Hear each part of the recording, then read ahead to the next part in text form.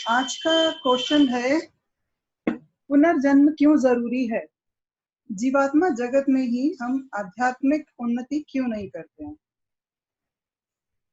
ये क्वेश्चन भी बड़ा इंटरेस्टिंग है कि भाई ये सवाल भी आएगा कि जब हम को जीवात्मा जगत में उन्नति भी तो कर सकते हैं ना, फिर हमें उसके लिए जन्म लेना ही क्यों जरूरी है? समय समय पर आप पृथ्वी पर अपनी आत्मा के विकास के लिए आते हैं। आध्यात्मिक रूप से उन्नत होने के लिए एक ही जीवात्मा पृथ्वी पर सैकड़ों हजारों बार जन्म लेती है। यह आत्मा पुरुष अथवा स्त्री रूप में हो सकती है, जो उसकी पसंद और इस बात पर निर्भर करता है कि उसकी उन्नति के लिए क्या जरूरी है। वह पृथ्वी पर विभिन्न देशों, भिन्न धर्मों में जन्म ले सकती है। पुनर्जन्म का अर्थ है एक ही जीवात्मा का पृथ्वी पर कई जन्मों तक शरीर धारण करते रहना। ऐसा नहीं है कि आप पृथ्वी पर पहली बार आए हैं। आपका यह जन्म आपके कई पुनर्जन्मों में से एक है। ज्यादातर किस्सों में जीवात्मा जगत के 5वें, 6ठे और 7वें लोकों की आत्मा की उन्नति धीमी होती है, क्योंकि वहां स्पंदन अच्छे होते हैं। इसलिए पृथ्वी के विपरीत, जहां बुराइयां का प्रभुत्व है, अच्छे कर्म करना मुश्किल नहीं होता। इसलिए पृथ्वी पर एक भली आत्मा छोटे से छोटा सत्कर्म करके भी तेजी से उन्नति करती है। साथ ही पृथ्वी पर नकारात्मक स्पंदनों और भौतिक मन की सीमाओं के कारण आत्माओं के निर्णय गलत हो सकते हैं, और इस कारण उसकी परीक्षा उतनी कठिन होती है। पृथ्वी पर अपने आध्यात्मिक विकास के लिए आपको अपने अवचेतन मन का भौतिक मन की तुलना में काफी ज्यादा उपयोग करना होता है। लेकिन एक भली आत्मा द्वारा पृथ्वी पर पुनर्जन्म लेने में यह जोखिम रहता है कि आध्यात्मिक दृष्टि से उसका अधः पतन हो सकता है। मतलब फिर से उसका दोबारा पतन हो सकता है, दोबारा से वो नीचे जा सकती है। यदि वह जीवात्मा जगत में रहे तो उसका विकास बहुत ही धीमी गति से होगा, लेकिन उसका अधोपतन कभी नहीं होगा। जीवात्मा जगत में रहकर धीमी किंतु निरंतर प्रगति करना अथवा पृथ्वी पर आकर जोखिम के साथ तीव्र गति से विकास करना, यह प्रत्येक आत्मा की अपनी अपनी स्वतंत्र इच्छा पर निर्भर करता है। पुनर्जन्म का एक चक्र केवल तब समाप्त होता है जब मनुष्य अपने सांसारिक जीवन कार्य पूरा कर लेता है, अपने कर्मों के फल भोग लेता है और 7वें लोक के नीचे स्तर में पहुंचता है। इस प्रकार आप सही मायने में भौतिक अनुभवों से परे पहुंचते हैं, अर्थात तब आप पृथ्वी पर रहकर भी एक जीवात्मा की तरह चिंतन करना और रहना सीख लेते हैं। हम पूर्णता की बात नहीं करते, हम पूर्णता की बात नहीं कर रहे हैं। कोई भी मनुष्य अपने आप में पूर्ण नहीं होता। हम केवल इतना कह रहे हैं कि मनुष्य को अपना सर्वोत्तम प्रयास करना चाहिए। अपनी जीवात्मा को इस तरह प्रशिक्षित करना चाहिए कि वह अगले विश्व की ओर जाने के लिए तैयार हो। पृथ्वी पर आप इसे पूरी तरह नहीं समझ पाएंगे। अपनी स्थिति के बारे में आप जीवात्मा जगत में जाकर ही जान पाएंगे। देखो, दोनों लोकों में आना जाना जरूरी है। जीवात्मा जगत में भी होना जरूरी है और उस नई ग्रोथ के लिए, अपनी आगे बढ़ोतरी के लिए पृथ्वी पर जन्म लेना भी उतना ही जरूरी है। क्योंकि जितना भी हम पृथ्वी पर आके जन्म लेने के बाद जितनी भी ग्रोथ करते हैं, जितना भी अपना विकास करते हैं, वो फिर हम जीवात्मा जगत में जब हम जाते हैं तब वो स्टोर होता है और फिर एनालाइज होता है। तब सोल को और पावर मिलती है। लाइक आप ये सोचो ना कि आप एक तरफ एक चीज बनाते चले जाओ, बनाते चले जाओ, बनाते चले जाओ। अब सपोज कोई चीज का मिक्सचर बनाना जरूरी है। सपोज अभी मेरे को किचन में से ही एग्जांपल आएगा। सपोज भेलपूरी बनानी है, तो अगर हम सिर्फ पापड़ी पापड़ी में कर देंगे तो उससे टेस्ट नहीं आएगा ना। प्याज अलग कर देंगे और मसाले अलग करेंगे, जब तक उनका मिक्स नहीं होगा कैसे पता चलेगा कि उसका क्या टेस्ट आया है और उसके अंदर कितनी बेटरमेंट की जरूरी है।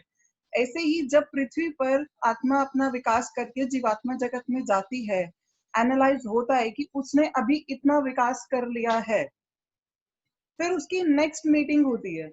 देन उसको फिर अब दिया जाता है कि नेक्स्ट टारगेट को लेके जाना होता है कि मैंने अभी इस लेवल तक इतना विकास कर लिया है, तो अब मुझे फिर से जन्म लेना है, अब ये पॉइंट्स के ऊपर मुझे काम करना है।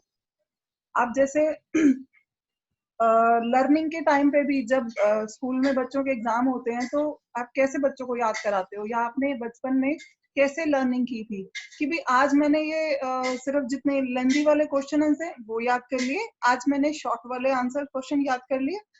ऐसे ही प्लानिंग करके ही आप सारी लर्निंग करते हो ना, प्लानिंग कर करके करते हो। तो ऐसे भी हमारी जो आत्मा है प्लानिंग कर करके फिर से धरती पर जन्म लेती है और अपने अंदर इंप्रूवमेंट लेके आती है।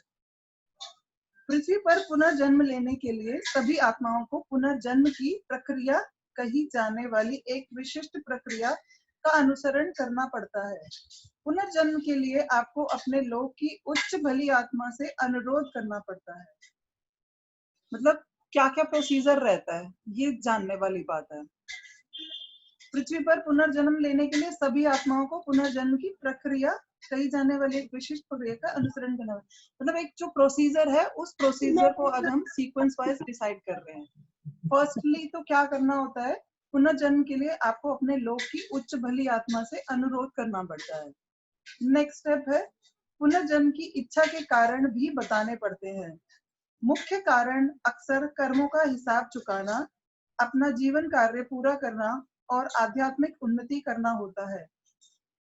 अब सपोज आपने अपने उच्च भली आत्मा से डिस्कस किया कि मैंने ये कर्म किए हुए हैं, मेरा उसके तरफ हिसाब किताब बाकी है, मतलब मैंने उसको एक जन्म में तकलीफ दी है किसी व्यक्ति को, तो अभी मुझे फिर से जन्म लेना है और जो भी उससे तकलीफ दी है उसको मैंने कर्मा को न्यूट्रलाइज करना है, बैलेंस करना है, तो आप जन्म लेते हो।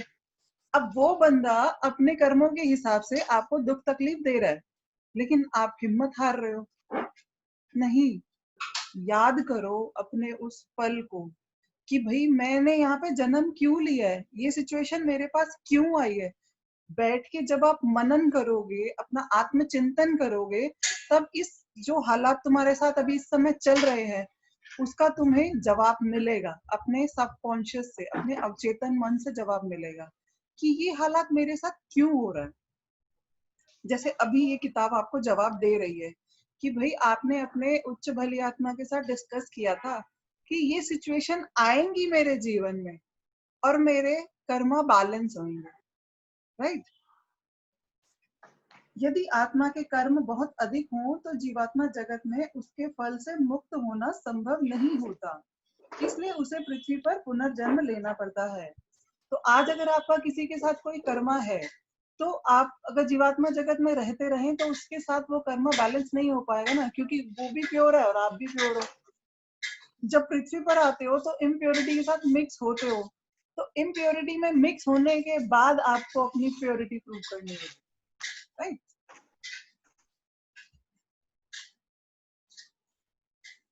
कभी कभी बिना अधिक कर्मों वाली आत्मा भी इस कारण धरती पर पुनर्जन्म चाहती है कि वहां उसका कोई प्रियजन राह भटक गया है, जिसकी मदद के लिए उसे पृथ्वी पर जाने की इच्छा होती है। एक ऑप्शन ये भी है, आपको एक माँ का चयन करना होता है।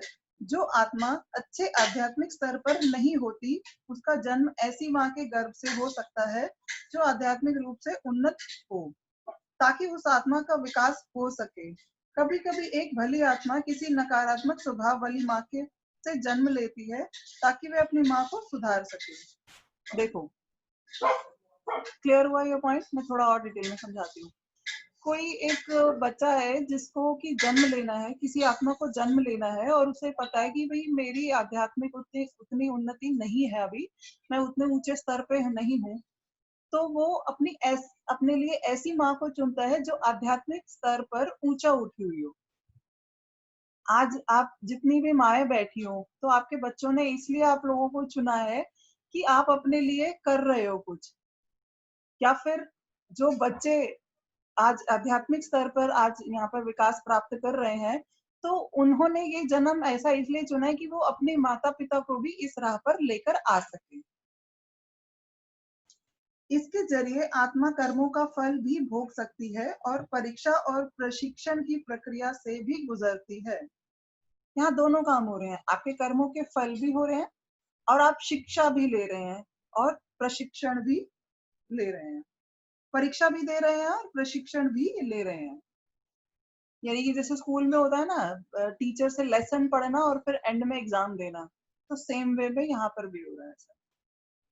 बहरहाल इसमें बहुत जोखिम होने के कारण कई बार आत्मा का आध्यात्मिक पतन हो जाता है। कभी कभी पिता के निकट रहने के कारण आत्मा माँ का चयन करती है। इस तरह दरअसल वह आत्मा पिता का ही चयन करती है। आपको यह स्पष्ट करना पड़ता है कि आप किस प्रकार का प्रशिक्षण और परीक्षण ग्रहण करना चाहते हैं। ये पूरी क्लैरिटी देनी होती है, क्योंकि सोल तो अवेकन होती है, उसे तो पता होता है ना मेरे अच्छा बुरा क्या है, तो वो क्लैरिटी देती है कि भैया मेरे को इस लेवल पे अपनी ग्रोथ चाहिए। मैंने ये एक्सपीरियंस किया है धरती पर जाके, और मैं धरती पर जाके अपनी भूल चूक हो गई या किसी और से उसने लेसन लिया कि हाँ मेरे को अब इस लेवल पे भी अपने आप को ऊंचा उठाना है, तो जब किसी और से वो लेसन लेता है तो फिर वो अपना डिस्कस रखता है पॉइंट कि हाँ मेरे को ये प्रशिक्षण चाहिए, मेरे को इस तरीके से चाहिए। जैसे अब एक माँ है, मतलब एक लेडी है, उसको ये सीखना है कि मातृत्व क्या होता है, तो वो ये गुजारिश करके आती है कि मुझे मातृत्व का लेसन लेना है। तो वो बर्थ जब जन्म लेती है तो बहुत सारे बच्चों से मिलती है, या जैसे आपने देखा होगा कि कितने सारे लोग ना अनाथ आश्रम में अपनी लाइफ को डेडिकेट करके रखते हैं, क्योंकि वो अपने अंदर ना पूरे तरीके से मातृत्व का भाव जगा रहे होते हैं। थोड़ा थोड़ा एक्सपीरियंस तो सब कर रहे हैं फीमेल यहाँ पे, जिन्होंने भी बच्चों को जन्म दिया है, थोड़ा बहुत तो एक्सपीरियंस सबने ही किया है, पर पूरे तरीके से उसकी हर एक बारीकी से जानना, तो उसके लिए कुछ लोग अनाथ आश्रम में भी जाके बच्चों की सेवा करते हैं और उस अपने अंदर वो भाव को और ज्यादा गहराई से लेते हैं। उदाहरण के लिए आप उन लोगों और अनुभवों का चयन करते हैं जो आपको अपना जीवन कार्य जो पृथ्वी पर आपकी प्रेरणा है उसे सफलतापूर्वक पूरा करने के लिए आवश्यक सकारात्मक गुणों के विकास में मदद करते हैं। यदि आप अहंकार के लिए अपनी परीक्षा चाहते हैं तो आपको ऐसे सबक दिए जाएंगे जो आपको अहंकार को लगातार तोड़ते रहेंगे और आपको विनम्रता की शिक्षा देंगे। अगर किसी के अहंकार को बार बार चोट पहुंच रही हो तो भाई तैयार हो जाओ कि आपके अहंकार को बार बार चोट पहुंचाई जाएगी, क्योंकि आपने ही इसकी डिमांड की थी। आपको एक प्रवेशक का चयन करना होता है। यदि पृथ्वी पर की स्थिति इतनी मुश्किल हो जाती है कि आप उसे संभाल नहीं पाते, लेकिन यदि आप सही रास्ते पर हैं तो परिस्थिति के अनुसार जीवात्मा जगत से प्रवेशक कहीं जाने वाली एक भली आत्मा जाकर उस अवधि के लिए आपके शरीर में प्रवेश कर लेगी। ये साधारण बात नहीं होती और केवल आपात स्थिति में ही ऐसा होता है, जब परिस्थितियां पृथ्वी पर रहने वाली आत्मा की क्षमता से बाहर हो, अर्थात जब वह आपकी परीक्षा प्रशिक्षण अथवा कर्म का हिस्सा नहीं होती। पृथ्वी पर रहने वाली आत्मा के संज्ञान के बिना उसका अवचेतन मन मदद के लिए पुकारता है। नेक्स्ट पॉइंट, आप अपने जन्म और मृत्यु की तारीख तय करते हैं। आपकी मृत्यु की तारीख आपकी अंतिम तारीख भी कहलाती है। प्रथम लोक से लेकर सातवें लोक तक की सभी आत्माओं को पुनर्जन्म की इस प्रक्रिया से होकर गुजरने का अवसर मिलता है, परंतु प्रथम लोक की आत्माओं के पास निम्नतर लोकों में ठहरने अथवा अपने पूर्व जन्म के पापों और प्रथम लोक में अपने जीवन की संपूर्ण स्मृतियों के साथ भोज ढोने वाले पशु के रूप में पृथ्वी पर वापस जाने का विकल्प होता है। प्रथम लोक की कुछ आत्माएं यह विकल्प चुनती हैं क्योंकि वे अपने कर्मों का हिसाब तुरंत चुकता करना चाहती हैं। उन्हें प्रथम लोक और अपने पिछले जन्म की स्मृतियां संजोए रखने की अनुमति मिलती है, ताकि वे ये समझ सकें कि बोझ ढोने वाले पशुओं के रूप में उनका जन्म क्यों हुआ और क्यों उन्हें दुख झेलना पड़ रहा है। ये स्मृतियां उन्हें इस कठिन पुनर्जन्म में पृथ्वी पर उनके द्वारा भोगे जा रहे कष्टों को सहने की ताकत देती हैं। देखो, यहाँ पर भी परमात्मा ने कितनी विनम्रता दिखाई है। अगर किसी पशु को बोझ ढोने वाला टास्क मिला है, मतलब जैसे गधा ही सपोज, गधे को गधे का जन्म मिला है तो उसको पुराने जन्म की स्मृति भी है, ताकि बोझ ढोते हुए ना उसको तकलीफ ना होए, वो चिड़चिड़ाए नहीं, मतलब रेस्टलेस ना हो। ये चेतना होगी ना उसको कि हाँ मेरे पूर्व जन्म का ही मैं फल भोगने के लिए आऊं, तो उसको एक शांति बनी रहेगी और वो बड़ा शांत धैर्य मन से ही अपने इस जन्म को, अपनी इस परीक्षा को पूरा करता चला जाएगा। यहाँ पर परमात्मा की कितनी विनम्रता है, कितनी दया सागर है। यदि उनके कर्म बहुत अधिक गंभीर हैं, तो उसका फल भोगने के लिए उन आत्माओं को सैकड़ों पुनर्जन्म लग सकते हैं। यह पूरी प्रक्रिया चुनौतीपूर्ण मालूम होती है, लेकिन ये सारे विकल्प आपको खुद ही नहीं चुनने होते। आपको अपने लोक की उच्च भली आत्मा और उसी लोक की 3 ज्ञानी आत्माओं के साथ बैठकर उन्हें बताना होता है कि आप क्या करना चाहते हैं। आपके द्वारा चुने गए विकल्पों में वे आपका मार्गदर्शन करेंगे। उदाहरण के लिए, यदि आप आध्यात्मिक रूप से ऊपर उठने और अपने कर्मों का हिसाब जल्दी चुकता करना चाहते हैं, तो आप अपने लिए बहुत ही कठिन रास्ता चुन सकते हैं। एक ऐसा रास्ता जिस पर हो सकता है कि आपके लिए चलना संभव ना हो। उच्च भली आत्मा और तीनों ज्ञानी आत्माएं आपको ऐसा करने से मना करेंगी और आपको दूसरे विकल्प सुझाएंगी। बहरहाल, यदि आप फिर भी पुनर्जन्म लेना चाहते हैं, तो यह आपकी अपनी स्वतंत्र इच्छा होगी और आपको इसके लिए रोका नहीं जाएगा। यहाँ तक कि पुनर्जन्म के लिए आपका नाम लिखे जाने के बाद भी आपके पास पृथ्वी पर नहीं लेने का विकल्प उपलब्ध होता है। उदाहरण के लिए, मान लीजिए कि आपने एक माँ का चयन किया है, लेकिन उसका आध्यात्मिक रूप से पतन होता है और जब आप उसकी संतान बनना नहीं चाहते हैं, तो आप अपना नाम वापस ले सकते हैं।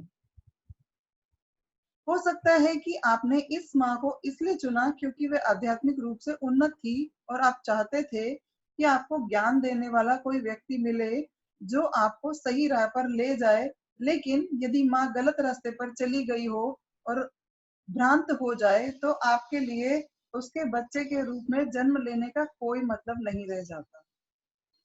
सपोज एक बच्चे ने जन्म लिया कि मैं ये उन्नत माँ के आध्यात्मिक स्तर पर ये माँ उन्नत है, तो मैं इसके गर्भ से जन्म लेता हूँ।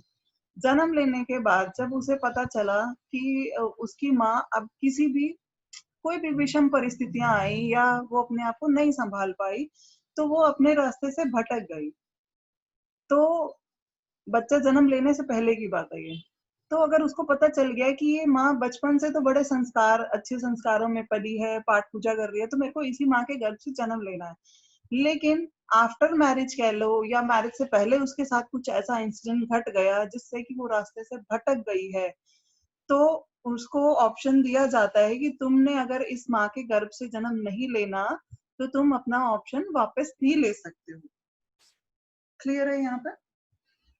पृथ्वी पर रहने वाले बच्चे किस प्रकार जीवात्मा जगत के संपर्क में रहते हैं? माँ के गर्भ में स्थित शिशु का जीवात्मा जगत से पूरा संपर्क होता है। इस दौरान यदि बच्चे को यह महसूस होता है कि परिस्थितियों के कारण उसका आध्यात्मिक विकास बाधित होगा, तो वह जीवात्मा जगत में वापस लौट सकता है और उसके शरीर को कोई दूसरी आत्मा अपना सकती है। केवल इस कारण कि बच्चे को अब माँ की जरूरत नहीं है, उसका अर्थ यह नहीं कि माँ के गर्भ से मृत शिशु का जन्म होगा। यदि वह उसके कर्म का हिस्सा नहीं है, तो शिशु के शरीर में दूसरी आत्मा द्वारा प्रवेश कर लिया जाएगा। यह जान लेना महत्वपूर्ण है कि गर्भ में पलने वाले शिशु की ग्रहणशीलता तीव्र होती है, क्योंकि उसका अवचेतन मन जागृत रहता है। वह शिशु अब भी जीवात्मा जगत के संपर्क में होता है और अपने माता पिता के क्रियाकलापों का विश्लेषण करता है।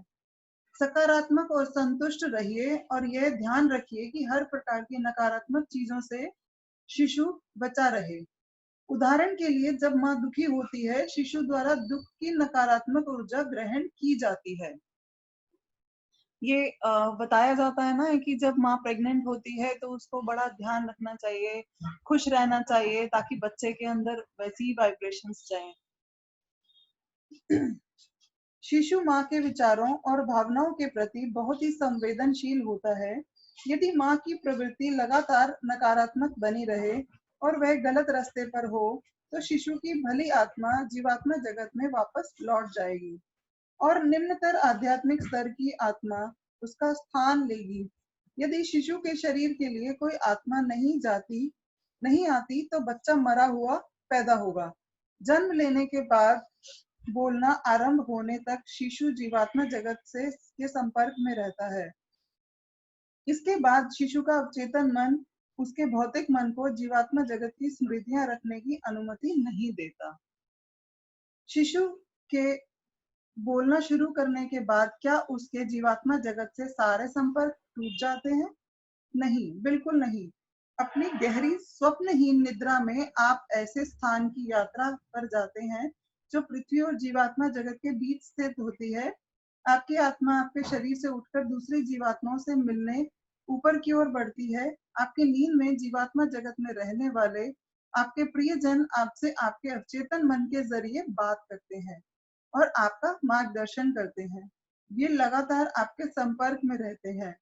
जब आपकी आत्मा उनसे मिलने ऊपर उठती है, उस वक्त भी वह रूपली डोरी कही जाने वाली प्रकाश की एक किरण, इसको स्पिरिचुअल कोड भी बोलते हैं, भौतिक शरीर में जुड़ी रहती है।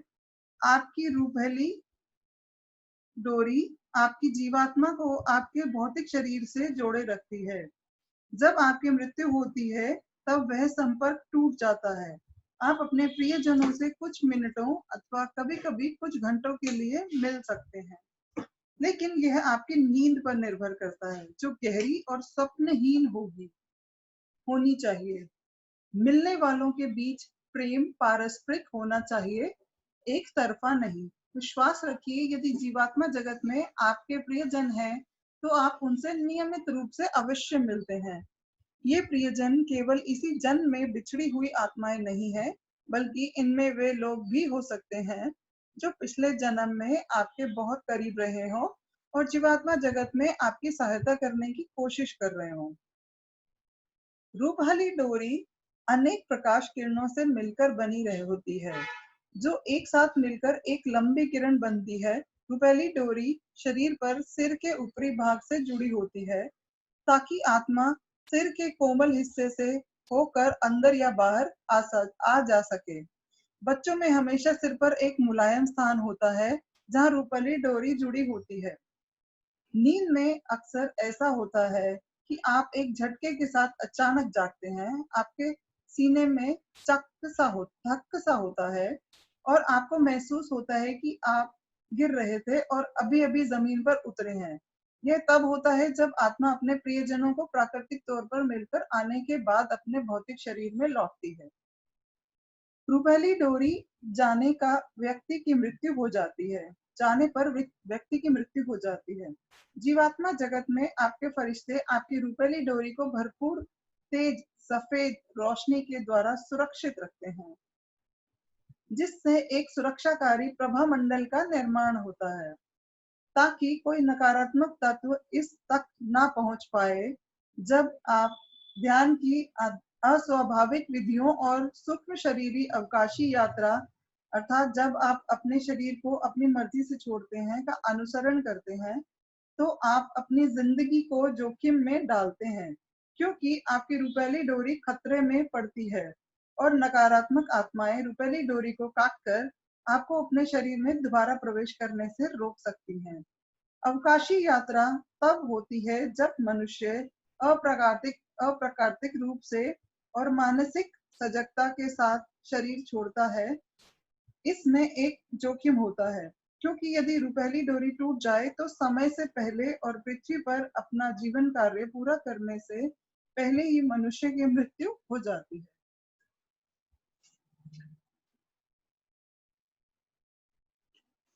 अब हम इसको नेक्स्ट कल करें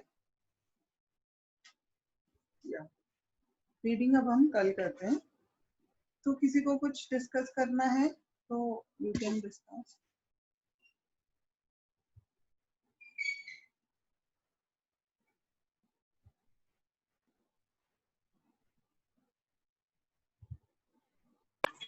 कठपुतली का मैच देखा है मोनिका? जैसे कठपुतली में सिर के ऊपर से डोरी बंधी हुई होती है ना, ऐसे हम सभी मनुष्यों के सर पर एक डोरी होती है जिसका कनेक्शन जीवात्मा जगत पे होता है। इस समय भी सबके सर पर वो रूपहली डोरी बंधी हुई है।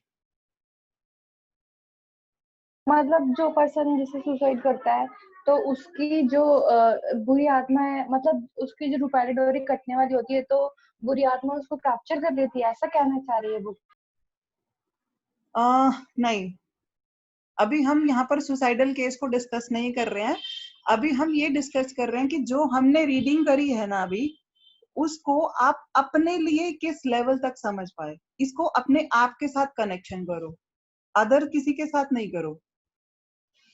वो टॉपिक कभी चलेगा तो we will discuss about that. अभी आप अपने लिए क्या समझ पाए, पहले इसको ये बताओ। वो तो डोरी अभी अभी यही आपके साथ भी बंधी हुई है, तभी आपको वहां से गाइडेंस मिल रही है। आप कुछ गलत करने से पहले रोकती हो अपने आप को, सोचती हो, हाँ जी, है ना? सोचते हैं। बिल्कुल। तो वो गाइडेंस आपको उसी डोरी के जरिए मिल रही है, राइट? तो सबकी वो डोरी होती है। और वो जो आपने क्वेश्चन पूछा कि भाई रुपहली डोरी का मतलब कोई बुरी आत्मा कैप्चर कर लेगी, वो उस कंडीशन में है जो कि बहुत ज्यादा वीक है और अपने आप इधर उधर से कुछ कुछ सीख के मेडिटेशन करना और ऐसे ये सब एक्सपेरिमेंट करते रहते हैं, उनके लिए बताया गया ये रिस्क है। लेकिन जो प्योरिटी के साथ चलते हैं और ध्यान करते हैं, उनके लिए ऐसा कुछ रिस्क नहीं है। उनके उनके सीनियर्स हैं, क्योंकि वो उन्हीं की गाइडेंस में कर रहे हैं मेडिटेशंस और ये सब एक्सपीरियंस, तो उनको उस गाइडेंस के साथ हमेशा सपोर्ट मिलता चला जाता है। उनको कोई प्रॉब्लम नहीं होती, उनके लिए कोई रिस्क नहीं है। क्लियर?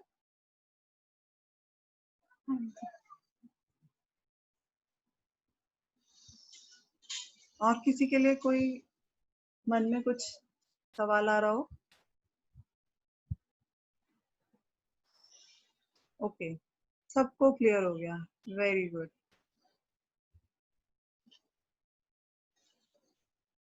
तो अब आपको क्या लगता है कि आपने जो पुनर्जन्म लिया है, ठीक है, क्लियर हो गया ना? आपको कोई क्वेश्चन, कोई डाउट नहीं है ना इससे रिलेटेड? तो अब मैं आपसे क्वेश्चन पूछती हूँ कि आपने जब ये सुना कि हमने पुनर्जन्म लिया है, तो अभी आपको अपने माइंड में कुछ स्ट्राइक हुआ कि ये आपका पुनर्जन्म है, तो आपकी लाइफ में ऐसा क्या इश्यू चल रहा है, आपके लिए क्या लर्निंग है इस जन्म में?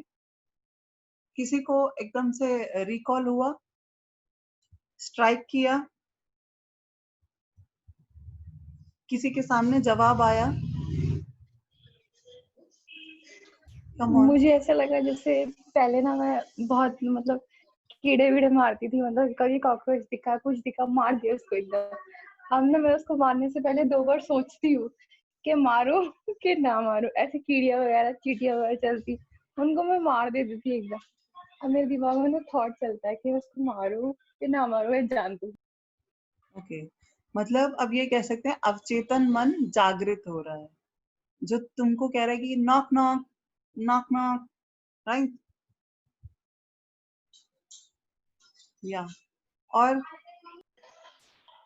क्योंकि मुझे ऐसे लगता है कि मेरी लाइफ में ये जो पैटर्न रिपीट हो रहा है, ये मुझे लेसन देने के लिए, मुझे समझाने के लिए, मुझे मोर पेशेंट और मोर वो सब चीज करने के लिए ही ये पैटर्न रिपीट हो रहा है, ताकि ये मैं जो क्वालिटी है अपने अंदर डेवलप कर पाऊँ अच्छे से। तो ये जो पैटर्न चल रहा है, ठीक है, तुम्हारी लाइफ में रिपीट हो रहा है, ये पैटर्न तुमको क्या सिखाने की कोशिश कर रहा है, ये समझ पाई हो? हाँ जी दीदी, हाँ जी, वो पॉइंट निकाल लिया? हाँ जी, हाँ अब जी दीदी। जिनको भी समझ में आ गया ना कि भैया मेरा पैटर्न मुझे क्या सिखाना चाह रहा है, तो वो अपने उस लेसन को एक नोटबुक में लिखो, राइट? अब एक नोटबुक तैयार करो, उसमें लिखो कि भैया मेरे लिए ये लर्निंग्स है। अब उस लर्निंग के लिए आपको अपने क्या क्या एफर्ट डालने हैं, मेक दैट शेड्यूल, अपना वो शेड्यूल बनाओ।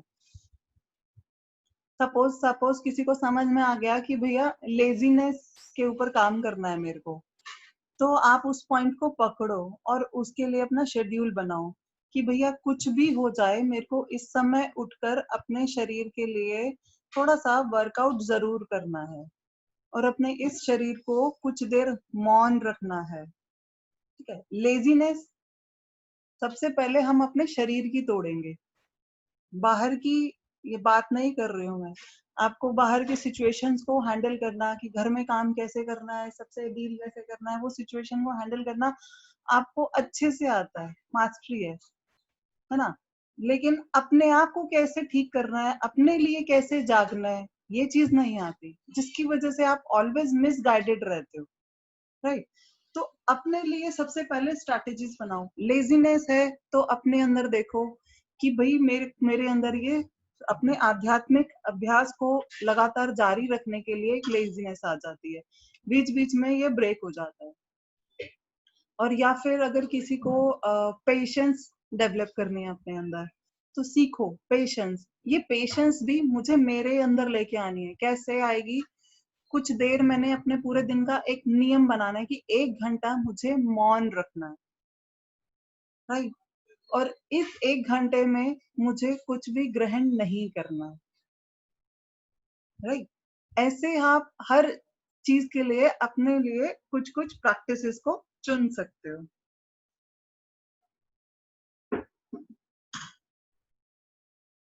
और कोई?